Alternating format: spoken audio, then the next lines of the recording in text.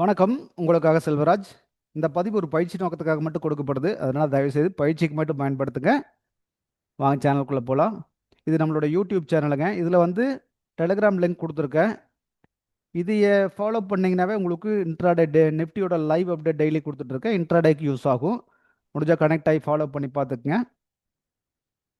அடுத்து வந்து பார்த்தீங்கன்னா புதுசாக இருக்கிறவங்க வந்து பார்த்தீங்கன்னா ஃபஸ்ட் இந்த புதியவர்களுக்காக ஃபார் பிகினர்ஸ் இருக்குல்ல, இது பாருங்கள். ஒரு 14 வீடியோ இருக்கும். 1 பை 1 டைம் எடுத்து பாருங்கள். ஸ்கிப் பண்ணாமல் பாருங்கள்.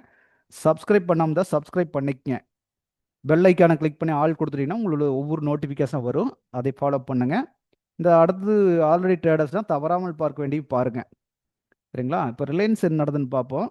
நம்ம வந்து ஒரு 2 ஸ்டாக் மட்டும் பார்த்துருக்கோம். ரிலையன்ஸ், HDFC பேங்க் பார்த்துட்ருக்கோம். அதை மட்டும் கண்டினியூ பண்ணுவோம். வேறு ஏதாச்சும் ஸ்டாக் பார்க்கணுனாலும் நீங்கள் கமெண்ட்டில் கொடுக்கலாம். நான் ஃபாலோ பண்ணி சொல்கிறேன் உங்களுக்கு. இப்போ ஆல்ரெடி வந்து பார்த்தீங்கன்னா நம்ம இந்த மேலே ஒரு ரெசிஸ்டன்ஸ் போட்டிருந்தோம், கீழே ஒரு சப்போர்ட் போட்டிருந்தோம். இது முன்னாடியே போட்டு வச்சுருந்தோம் நாம. இன்னைக்கு மார்க்கெட் என்ன நடந்திருக்குன்னு பாருங்க. ஆல்ரெடி சப்போர்ட்லேருந்து ரெசிஸ்டன்ஸுக்கு போயிருக்கா. வேற ஒன்றும் நடக்கல. மார்க்கெட்டு சப்போர்ட்லேருந்து ரெசிஸ்டன்ஸுக்கு போயிருக்கா. இது நம்ம கொஞ்சம் செக் பண்ணால் ஒரு ஒரு ஐடியா கிடைக்கும். இதை எதை ஃபாலோ பண்ணி பாருங்க. இது 5 மினிட்ஸுக்கு போனால் இப்போ நம்மளுக்கு என்ன ஐடியாங்க அது பார்க்கலாம். அதில் இப்போ பாருங்கள், நேற்று இன்னைக்கு நடந்தது வந்து பார்த்தீங்கன்னா காலையில் கரெக்டாக இங்கே ஓப்பன் ஆகி சப்போர்ட்டில் ஓப்பன் ஆகி அப்படியே ரெசிஸ்டன்ஸில் போய் க்ளோஸ் பண்ணியிருக்கா. இதுதான் நடந்திருக்கு.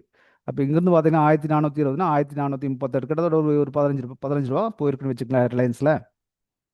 5 மினிட்ஸில் பார்க்கலாம் இது இன்னைக்கு ட்ரேடிங்க்கு எப்படி சப்போர்ட் பண்ணியிருக்குன்னு.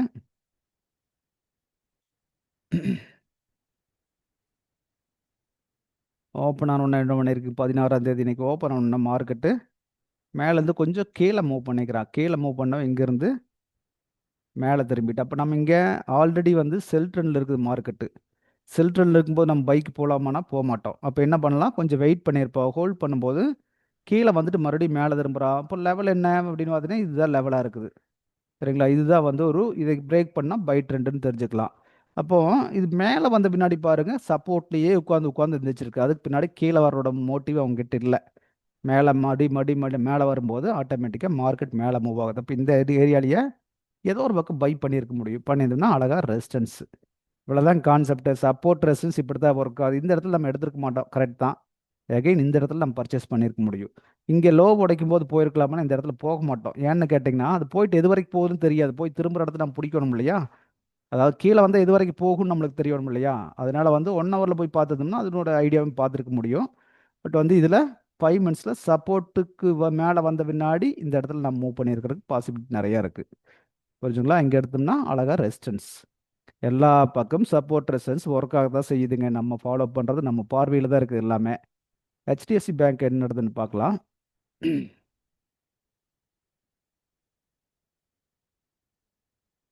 ஆல்ரெடி ரிலையன்ஸே வருதா? HDFC பேங்க்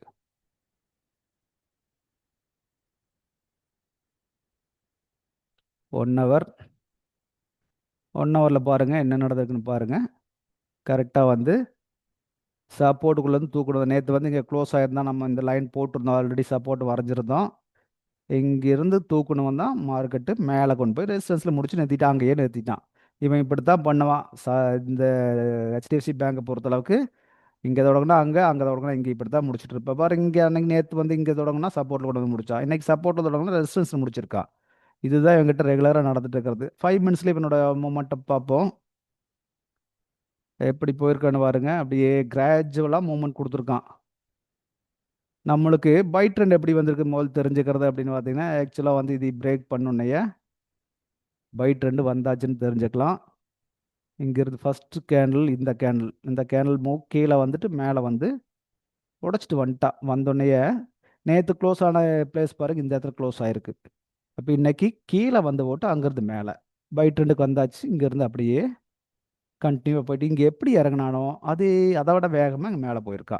இங்கே ஒரு நாள் பூரா சேர்த்து இறக்கியிருக்கா. இங்கே மார்னிங் ஒரு 2 ஹவர்ஸ்க்குள்ளேயே வந்து கிட்டத்தட்ட ரெசிஸ்டன்ஸுக்கே கொண்டு போய் நிறுத்திட்டா. அப்புறம் அதுக்கு பின்னாடி ரெசிஸ்டன்ஸ்லேருந்து அப்படியே கன்சல்டேஷன்.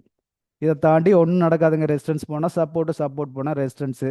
இங்கேருந்து அங்கே போய் சேரும் மார்க்கெட். அவ்வளோதான். இந்த மூமெண்ட் மார்க்கெட் இப்படி பிக் பண்ணி பழகிட்டிங்கன்னா ரொம்ப எளிமையாக இருக்கும்.